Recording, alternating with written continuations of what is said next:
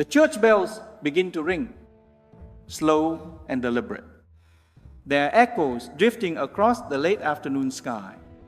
The familiar streets of this quiet town gradually fall into silence. The ordinary sounds of daily life fade away, replaced by a stillness that feels almost sacred. Along the main road, thousands of people stand side by side. They are not actors in elaborate costumes. They are farmers, workers, students, parents, and grandparents. They wear the simple clothing of everyday life. Yet in this moment, they are united by a single focus. A man carrying a wooden cross. At the center of the road stands the figure portraying Jesus. His face is calm, though marked by sorrow. There is no anger in his eyes, no resistance in his posture. Around him are soldiers and a restless crowd. A sentence has been pronounced. It is a judgment shaped not by truth, but by fear, by pressure, by the weakness of human hearts. And he accepts it without protest. The cross is placed before him. It is heavy, rough, and unpolished. It is more than wood. It represents betrayal, injustice, indifference, prejudice, and the countless failures of humanity across generations. Slowly, he bends down and lifts it onto his shoulders. No one forces him in this reenactment. The gesture is deliberate, almost gentle. Love chooses to carry what hatred has created. The procession begins to move. Each step is slow. The sound of wood brushing against fabric and pavement becomes part of the silence. The crowd lining the street does not shout. Many bow their heads. Some close their eyes in prayer. Others watch with tears forming quietly. This road, though located here in Nam Định, seems to stretch across time itself. It becomes every road where human suffering has been endured. As he walks, the weight presses visibly upon him. The cross is not light. It demands strength. And yet, what makes it heavier is not only its physical burden, but the meaning behind it. Every person present carries something unseen, a private grief, a hidden fear, a silent regret, illness, financial hardship, broken relationships, disappointment, anxiety about the future. In this moment, those invisible crosses feel acknowledged. Suddenly, his knees weaken. He stumbles and falls to the ground. The cross tilts and strikes the pavement with a dull sound. A collective breath seems to leave the crowd. The fall is not dramatic, it is human. It mirrors the countless times people collapse under the strain of life. How many times have we fallen into impatience, into resentment, into despair? How many times have we felt unable to rise again? Slowly, painfully, he pushes himself upward. There's no rage in the movement, no attempt to curse the burden. There is only determination. The act of standing becomes a message in itself. Falling is not the end. Love does not surrender to gravity. Love rises. Even when wounded, the journey continues. From within the crowd, a woman steps forward. She represents a mother. Her face reflects anguish, but also profound strength. She does not cry out loudly. She does not attempt to stop the procession. Instead, her eyes meet his. It is a silent exchange, yet filled with depth beyond words. A mother watching her child suffer carries a pain that no language can fully express. And a son, aware of his mother's heartbreak, carries that pain within his own. Their encounter lasts only seconds, yet it feels eternal in that gaze. There is sorrow, yes, but also unwavering trust. A trust that even in suffering, purpose exists. She steps back into the crowd, allowing him to continue. Love does not cling. It accompanies. The weight grows heavier with each step. His breathing becomes labored. At this point, a man is brought forward from the side of the road. He had not expected to participate. He had been only an observer. Yet now he's asked to help carry the cross. Perhaps he hesitates. Perhaps he feels unprepared.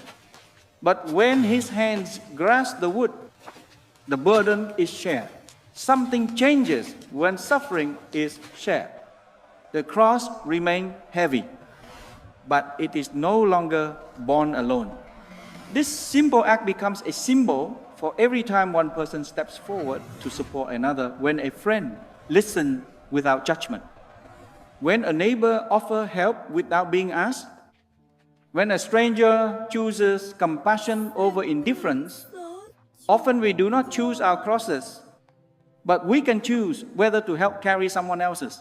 The sun begins to descend, casting golden light across the church square.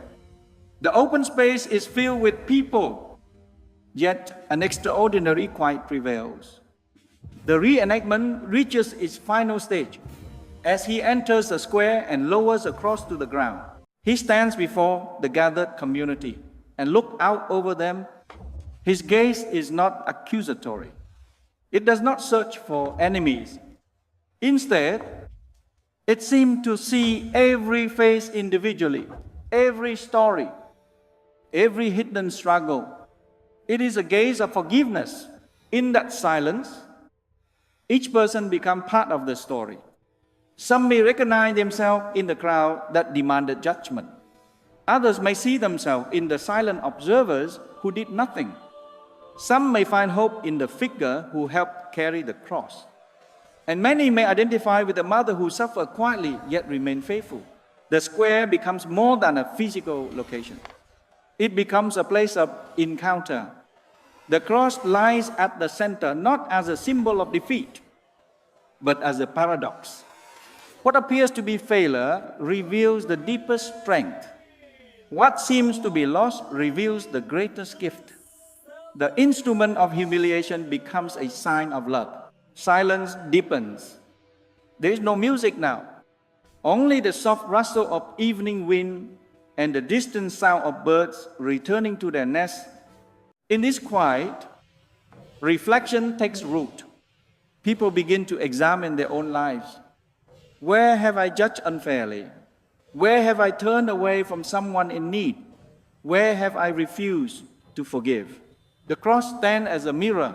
Human nature often seeks comfort and avoids pain. We are tempted to measure success by ease and power. Yet here we witness another measure, the willingness to endure suffering for the sake of others.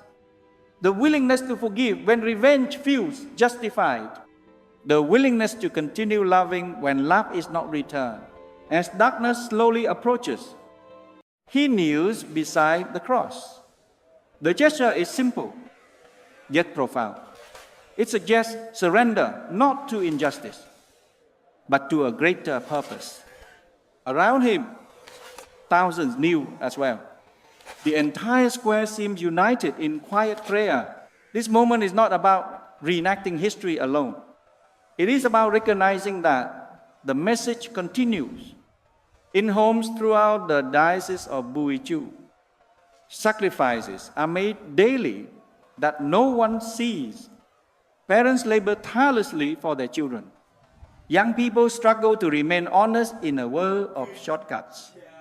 Elderly men and women carry loneliness with dignity. Every hidden act of patience, every unseen forgiveness, every quiet endurance becomes a continuation of this path. The bell rings once more. Their sound is no longer heavy with sorrow, but resonant with hope. The story does not end with the weight of the cross. Love carried to its fullest extent transforms suffering into redemption. The final word is not cruelty. It is mercy. As the light fades and the crowd slowly disperses, something remains in the air. Not spectacular, not applause, but contemplation.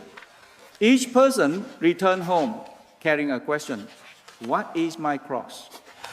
And more importantly, how will I carry it? The answer is not found in dramatic gestures.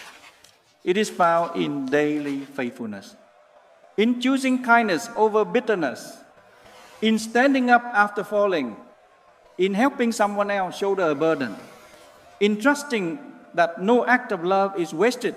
Tonight, the streets of Nam Định will return to their normal rhythm. Shops will close. Families will gather for dinner. Children will finish homework. Yet beneath the ordinary routine, a deeper awareness lingers.